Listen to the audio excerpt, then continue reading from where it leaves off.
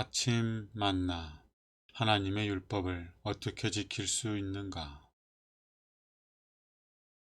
하나님께서는 우리를 구원하시기 위하여 우리의 죄를 용서할 뿐만 아니라 우리를 정죄하던 그 율법을 지켜 순종할 수 있게 하셔야 합니다. 왜냐하면 우리가 용서를 받았다 하더라도 다시 그 율법을 불순종함으로 범죄한다면 우리는 죄인이기 때문입니다. 우리는 이 율법을 어떻게 순종할 수 있을까요? 오늘 말씀을 통해서 하나님께서 우리를 어떻게 율법을 순종하게 하시는지 이해할 뿐만 아니라 우리 삶 속에서 예수님을 믿음으로 말미암아 경험이 되면 좋겠습니다. 그 행사가 존귀하고 어미하며 그 의가 영원히 있도다. 시편 111편 3절 말씀. 하나님의 영광의 빛과 그리스도의 순결의 빛은 심령을 꿰뚫어 모든 오점을 밝히 드러내고 사람의 품성의 결함과 결점을 폭로한다. 또 이 빛은 신성치 못한 욕망과 심지의 불신실과 입술의 불순결함을 명백히 드러낸다. 하나님의 율법을 무시함으로 하나님께 불충성한 죄인의 행실이 자신의 눈앞에 드러나게 되고 그의 마음은 하나님의 신의 감찰하시는 감화를 받아 찔림을 받고 통회하게 될 것이다. 그는 그리스도의 순결하고 흠없는 품성을 볼 때에 자기 자신을 몹시 싫어하게 될 것이다.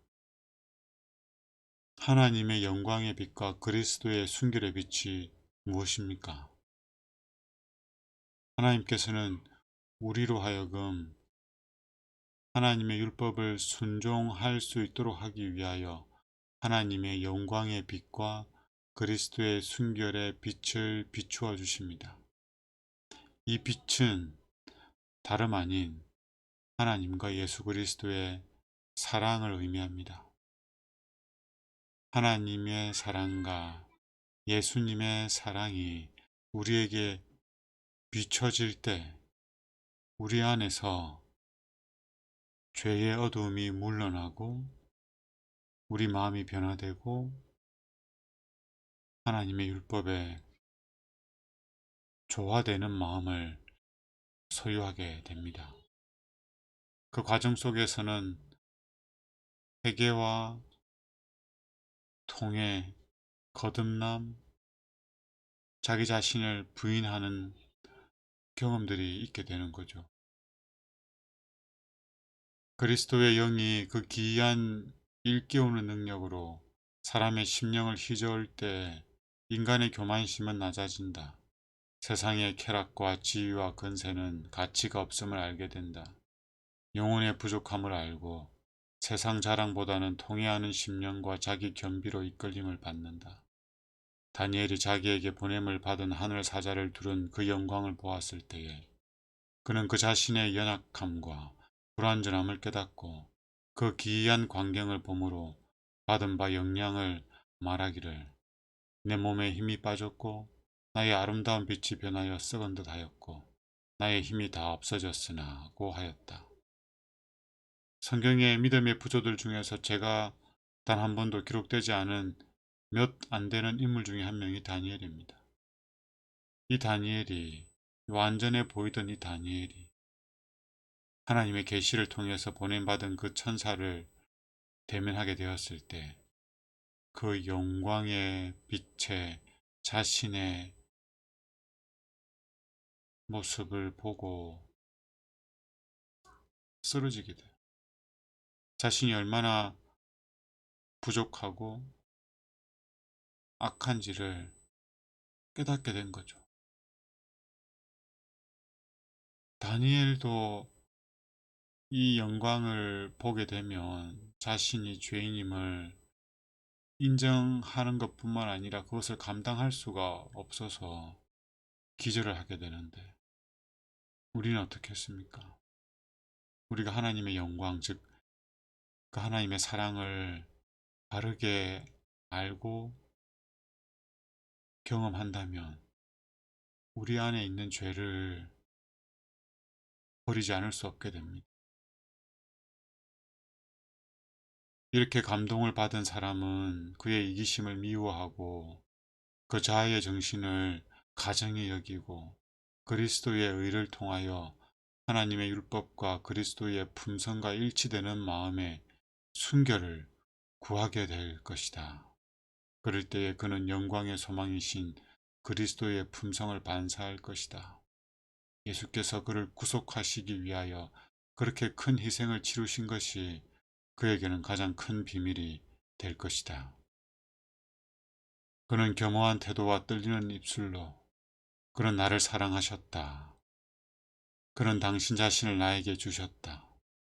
그는 당신의 빈곤하심을 통하여 나를 부하게 하시려고 가난하게 되셨다.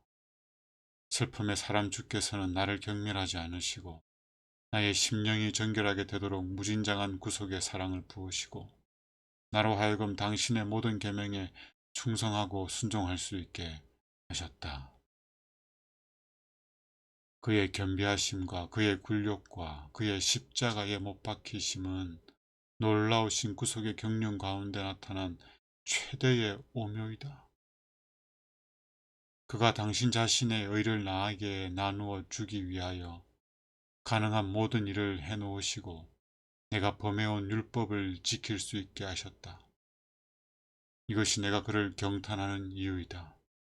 나는 모든 죄인들에게 그분을 선포할 것이다. 우리가 하나님의 사랑을 알고 있습니까? 십자가에 나타난 그 예수님의 사랑을 알고 있습니까?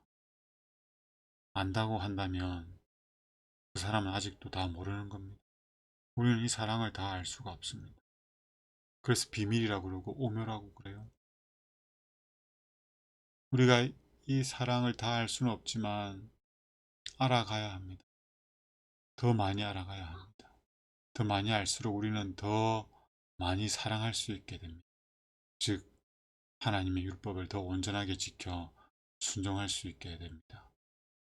예수님께서 십자가에 달려 죽으심으로 우리의 모든 죄값을 치르신 것은 우리에게 용서뿐만 아니라 하나님의 거룩하고 의롭고 선한 율법을 지켜 순종할 수 있는 당신의 의를 나누어 주시기 위함입니다.